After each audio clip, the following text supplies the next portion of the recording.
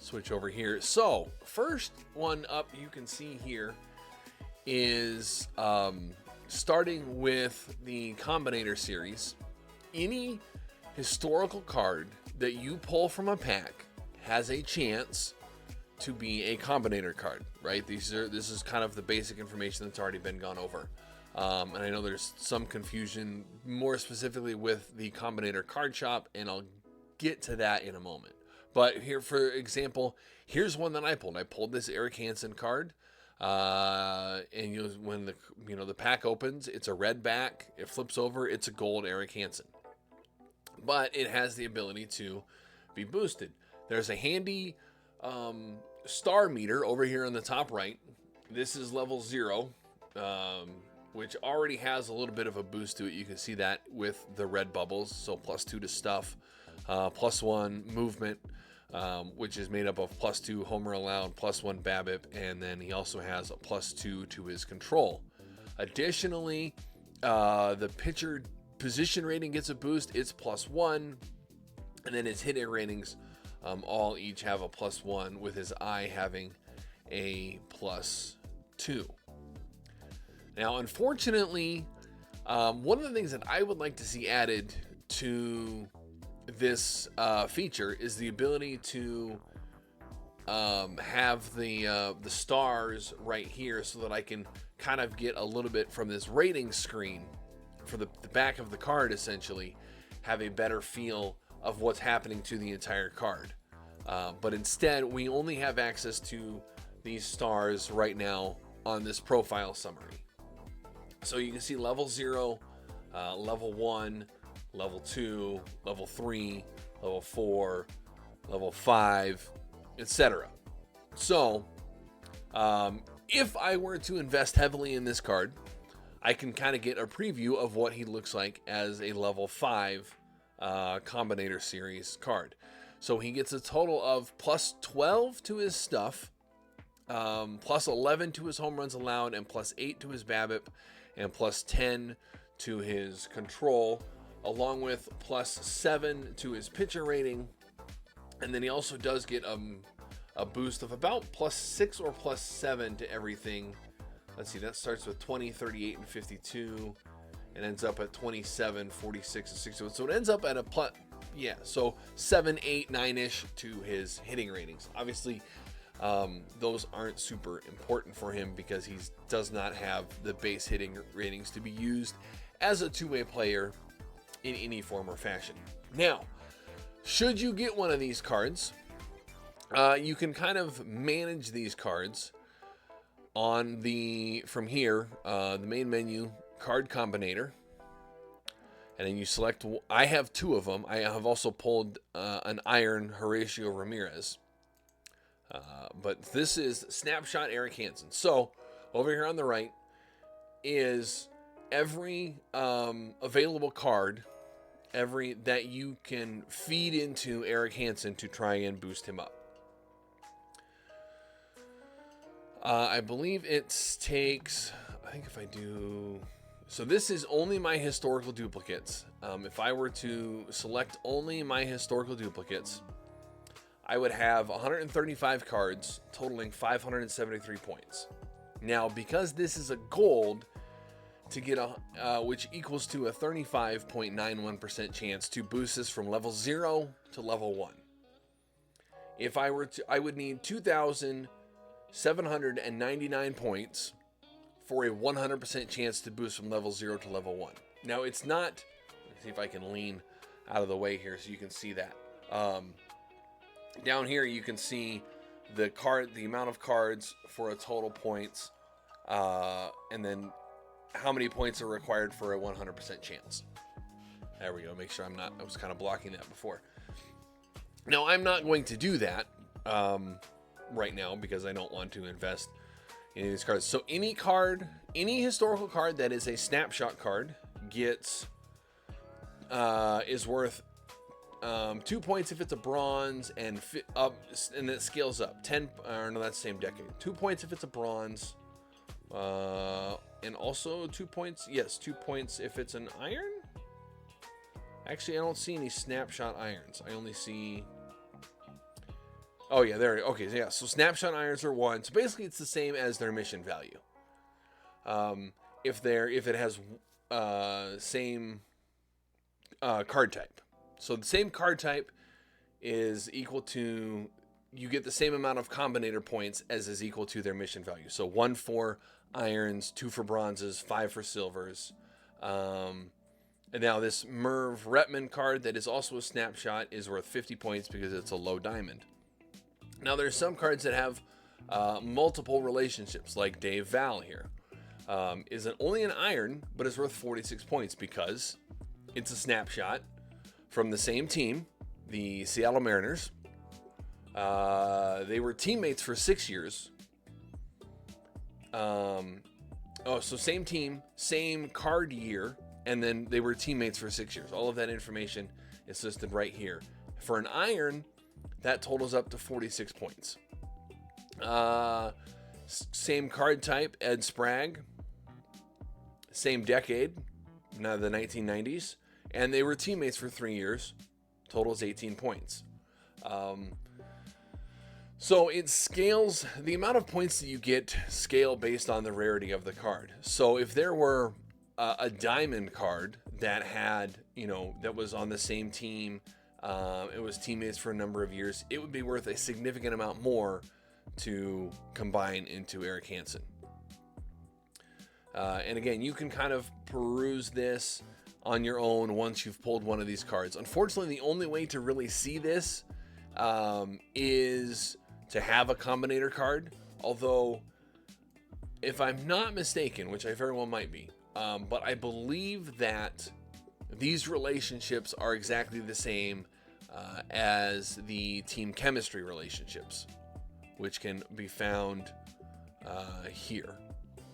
So this is, if I were to select individual player, Eric Hansen. Right now, currently on my team, I have a snapshot Jason Jennings, a Med Rosario. So I only have 8 points because I only have 4 other snapshots on my team. If we go back to team overview, let's find somebody that has a little bit more points here. We have some 99s. Yeah, so let's look at like live Adbert Alzolay here. Individual player. Alzolay right here. So the bulk of that is because I also have Ian Happ on this team.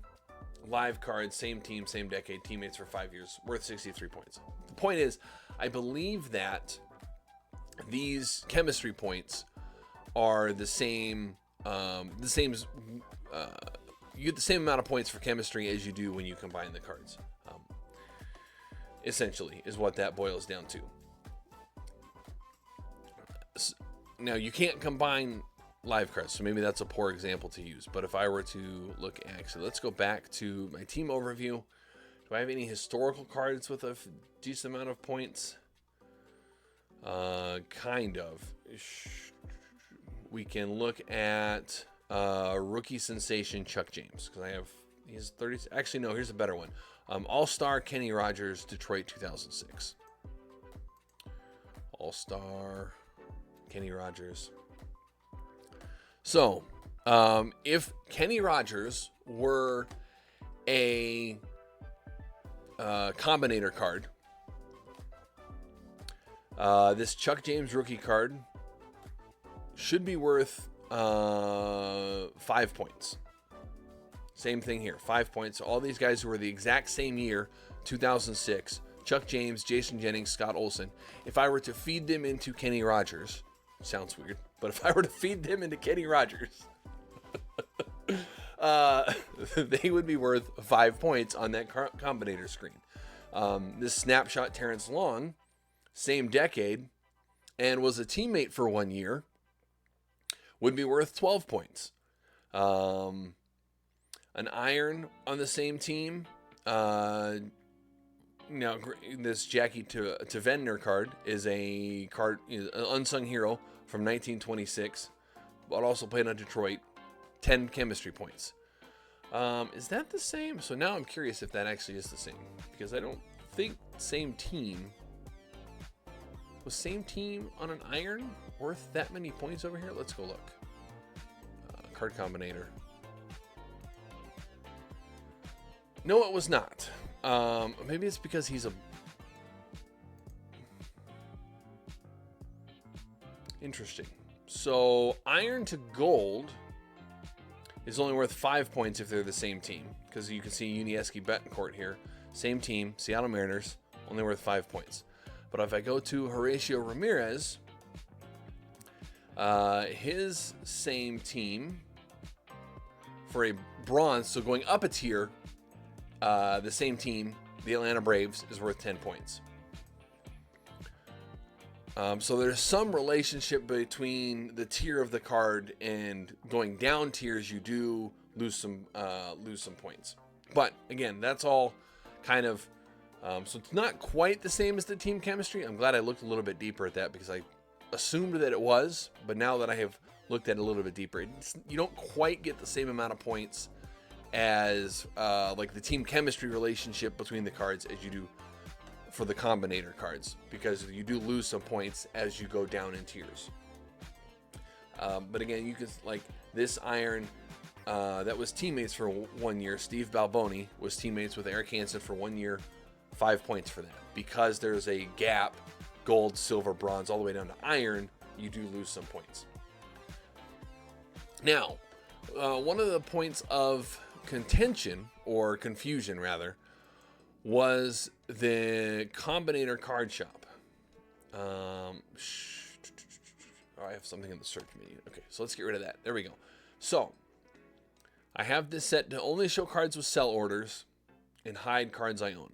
The thing that is causing some people confusion, and maybe this isn't intentional, maybe this will be patched out eventually. But if I were to look at this Mike McCormick, it's highlighted in green. Now, in previous years, I'm pretty sure that the card shop, cards that you owned were highlighted in green. They've changed that a little bit this year. Cards that you own are now highlighted in this dark teal-ish color, right? Teal, we'll call that dark teal. You already own this card on the regular card shop. If I go to the Combinator Card Shop, they're now highlighted in green, and it says you already own the regular version of this card. Now, maybe that's something that they thought that people needed, but if I'm coming to the Combinator Card Shop, it's to specifically buy a Combinator version of the card, whether I have the card or not. I don't care really if I have the card or not. I'm coming to the Combinator Card Shop to buy a Combinator version of the card, whether I have a copy of the card already or not. Now, when you open up this page on this Mike McCormick card that I already have a regular version of, and the problem is, if you look right here, top sell orders, it's showing you the data from the regular card shop, not the Combinator Card Shop, which is leading to a lot of confusion for this is a new feature.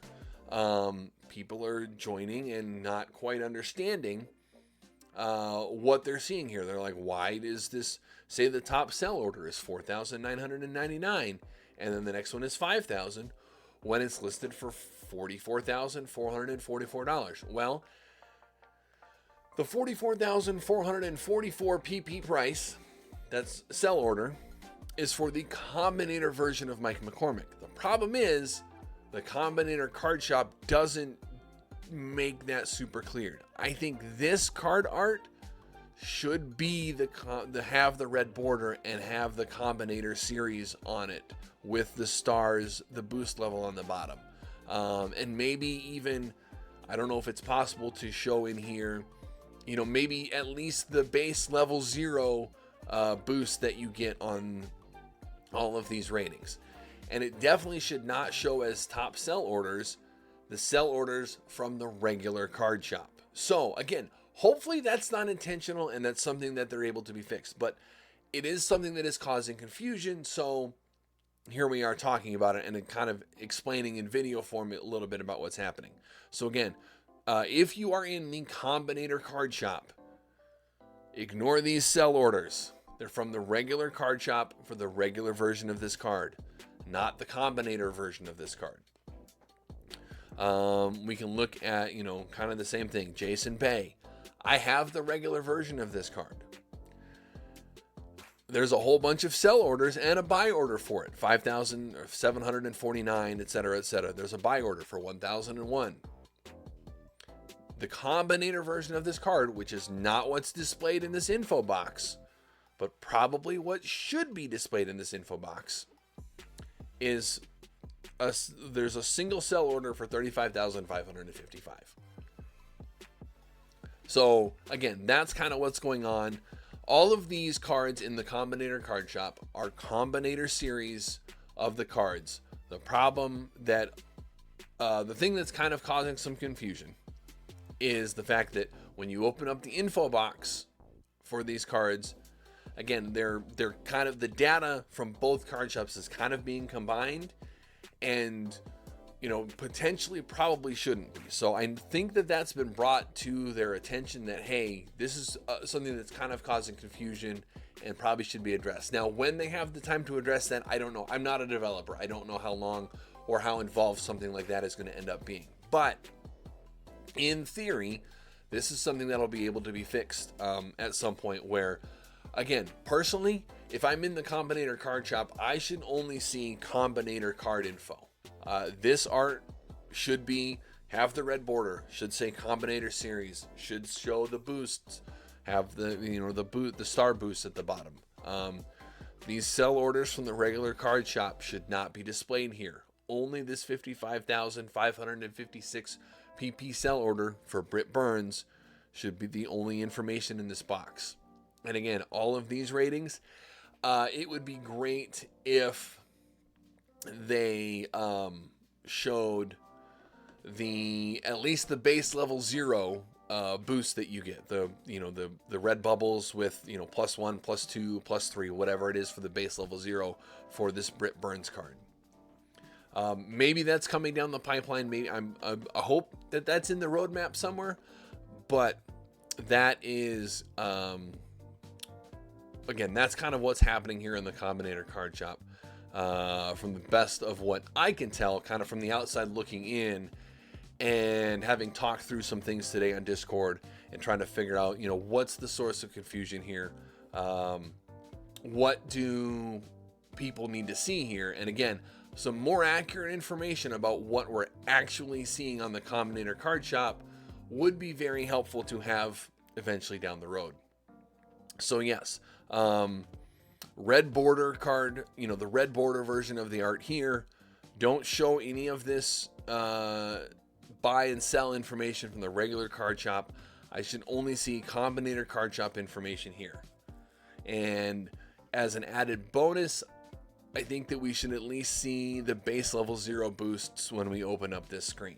That would make this feature feel a lot more complete and have a lot higher quality info presented to us in a way that is, much more easily digestible and much more intuitive. So that kind of concludes, I believe, the Combinator card shop version of the video.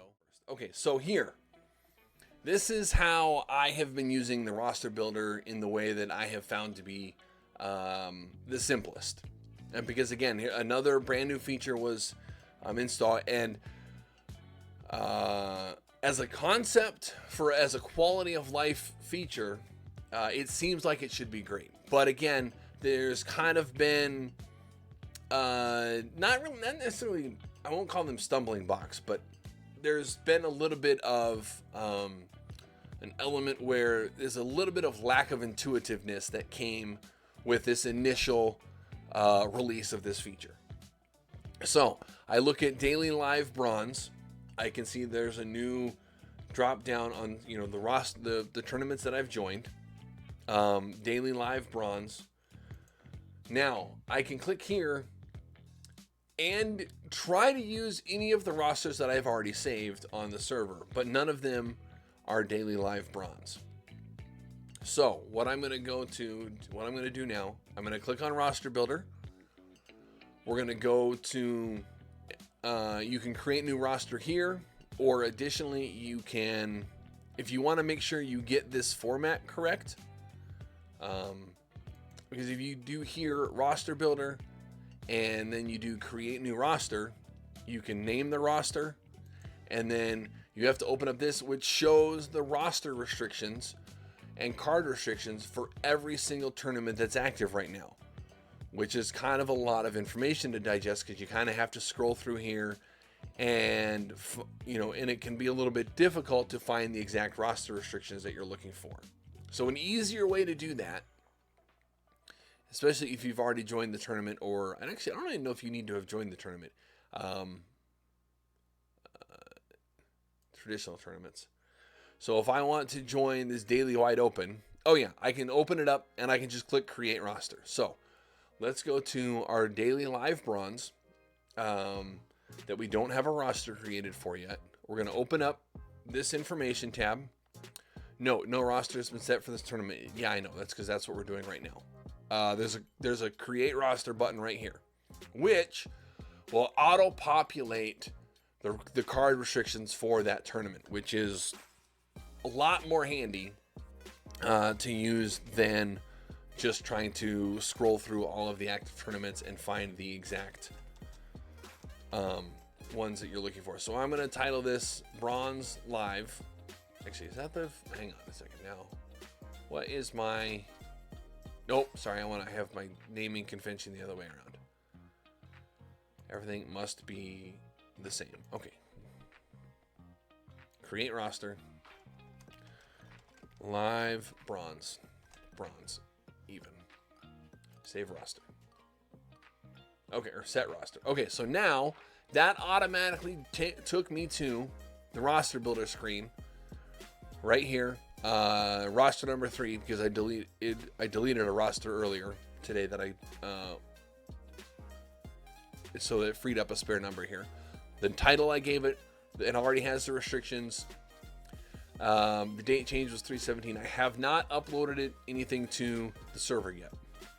So this roster builder lets you upload 25 rosters to the OOTP tournament servers, and then you can also have 200 rosters saved locally on your computer. That information is up here. The game can store up to 25 rosters on the server and 200 locally on disk. So you can have 25 uploaded rosters and with 200 total saved on your computer. All right, so we click set roster. It's going to pull up the database.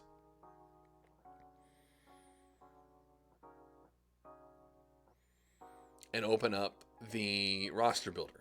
Here we are, editing roster, live bronze. We're going to go to manage cards, and the first thing that I'm going to point out is if you're on this screen, this is another one of the things that I think some people would like to see fixed and was brought up in the discussions today that we were having. If you open up a player, this is Francisco Alvarez. Hi, Francisco. Welcome to the stream. And then if I click back from this player profile screen, I'm going to use the back button on my mouse. Blank screen. So this collection screen right here seems to exist in some kind of non-existent pocket dimension. When you go to a player profile, you can't click back and come to this collection screen. It works if you do it. Let's activate them real quick. From this screen, I can open up a player profile and click back and it works. From the lineups, I can open up Francisco and click back on my mouse and it takes me back to the lineup screen. But for some reason, this manage cards collection screen, it doesn't know how to get back to this one for some reason. It doesn't, I don't know, it seems like it's not accessed the same way as those other screens are. So good night. So that is also causing some issues. So now that that's explained, let's go through and what do we have? That looks good. All right, let's go to bag ratings. I have edited these a little bit. I've removed contact in the screen. Leave. Yeah, good enough. Lineups. I'm not going to spend the time going through and build that I normally would for actually building up these lineups. All right, that's for lineups. Perfect. Gilbert, Jared, Low, Josh, Bill, Ty France, Lee Thomas, Gavin Lux, Francisco Alvarez, Parker Meadows, Paul Dion. Okay, perfect. Good enough for me. Every position's covered with a backup. Yep. If you want to adjust your strategy, you can adjust your strategy. Now, this is where it gets important and a little bit confusing. Number 1, click Save Roster. Saved roster with name, live bronze, and ID 3. Perfect. Now, return to roster builder page. Now up here in the info box, there's a bit of missing information because it says after you've created your rosters, you'll find them available for selection right after you sign up for a tournament, just beside the green Set Roster button. Get ready to streamline your tournament preparation and set up your team for success. Okay, great. So I have created that roster. I've saved it. Let's go back to my tournaments. Let's go to my drop-down list. Where's my live bronze? I did what they said. Those were the instructions. Again, this is where the instructions for this new feature are a little bit lacking. And this is where I'm saying the intuitiveness, because I did exactly what they said. There's no, hang on, let's see if I can find it right here. In here, wait. It's hard to do this because I got to do it backwards. In here, in this drop-down menu, there is no live bronze because you also have to do this. Back to the roster builder, this live bronze, etc. that I just created, you have to upload to the server as well. Roster successfully uploaded. Great. That you have to make sure that every single one of your rosters that you see up here, every single one of these rosters has to be uploaded to the server as well, which is a step that is not listed in these instructions up here. So again, a little bit of the intuitiveness for this new feature. It's early in the process. Hopefully something like that can be fixed and the instructions up there made a little bit clearer. So now let's go back to my tournaments. Let's go to my daily live bronze. And I can go right here and I can click live bronze. Roster has been assigned. Great. Now this daily live bronze that will go 19 hours from now will use that roster that I just built. Okay. Now what happens if you're waiting for a tournament to launch, like this Welcome Back to Baseball pop-up, gold cards, one of the special pop-up ones that are being used with the release of the game. I already have my gold roster set in this roster. It's right here. I'm going to use it in this tournament, and I'm going to use it in this daily early gold. But let's say while you're waiting for this tournament to launch, you get a new card that you want to add to your to the roster that you've already set to go here. All right, so you go into your roster builder. I'm going to open up. Again, I don't want to go in and have to edit it in two places, right? Because I'm already set to use this roster in two different tournaments.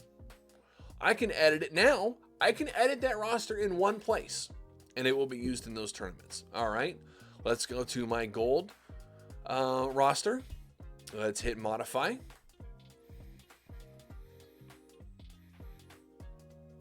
Wait for that to load the card database. Okay, here we are. Here's my roster.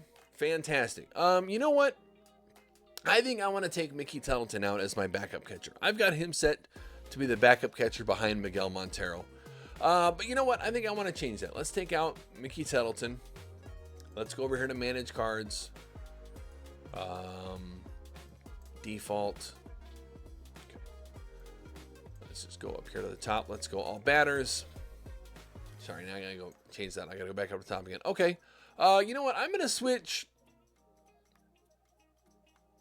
I'm gonna switch Tettleton out for Cal Raleigh to be my backup catcher instead. Okay, great. I'm gonna click activate. I'm gonna go back to my roster management screen. Because I took Tettleton out already, it automatically put Cal Raleigh in the active roster. I'm gonna go to my lineups, my depth charts. I'm gonna add Mr. Raleigh to both places as the backup catcher. Okay, fantastic. I now have a new backup catcher. I'm going to click Save Roster. Save Roster with the name Gold and ID 12. Perfect. I'm going to return to the roster builder page. Now, I have done this a few times, and sometimes you have to click the update server version button after you edit a roster. Sometimes you don't. I'm not sure when you do, why that sometimes does and sometimes doesn't pop up. Excuse me. This time it did not. Okay, great.